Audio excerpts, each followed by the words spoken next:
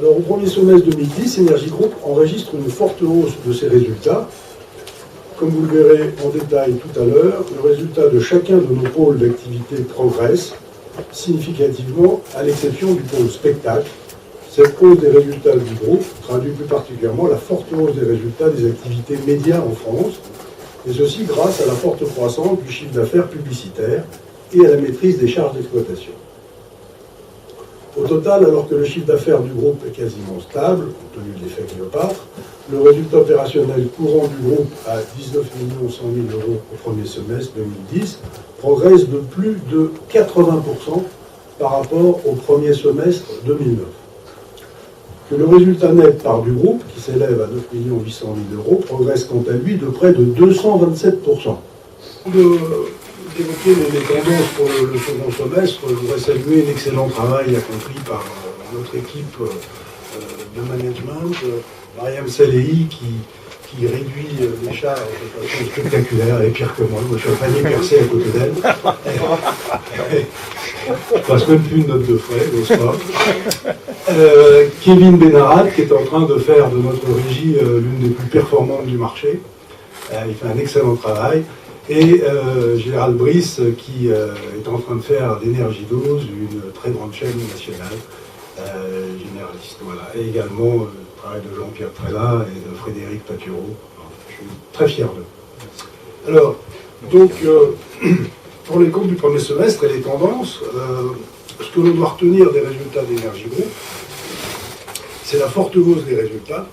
En effet, le résultat progresse sur chacun des pôles d'activité du groupe, à l'exception du pôle spectacle. C'est normal puisque c'était la fin de la comédie musicale Cléopâtre, qui était prévue et qui s'est arrêtée à fin janvier dernier.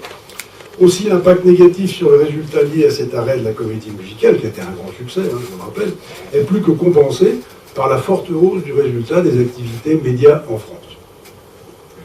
On observe bien là la vertu du modèle économique des activités médias en période de croissance du chiffre d'affaires. En effet, lorsqu'on maîtrise ses charges, la rentabilité du chiffre d'affaires additionnel est très forte. C'est exactement ce qui se passe pour le groupe au premier semestre. Alors un mot sur la tendance de l'activité média en France, notre cœur de métier. Sur les mois de juillet et août, le groupe enregistre une nette progression de ses recettes publicitaires qui devrait se poursuivre en septembre, avec une croissance de ses ventes en radio et un fort développement en télévision par rapport à la même période 2009. Donc concernant les perspectives, je ne vais pas revenir sur les grilles de rentrée dont on a parlé tout à l'heure, mais je voudrais rappeler un élément de perspective très important pour nous concernant la télévision, c'est que face à l'attribution prochaine d'une nouvelle chaîne bonus à TF1, à Canal+, et à Bertelsmann, eh bien, nous allons nous porter candidat à la création d'une chaîne nationale en télévision terrestre gratuite qui s'appellera Chérie HD, une chaîne en haute définition qui visera un public féminin et familial et dont les programmes seront réalisés à 80% en HD, haute définition.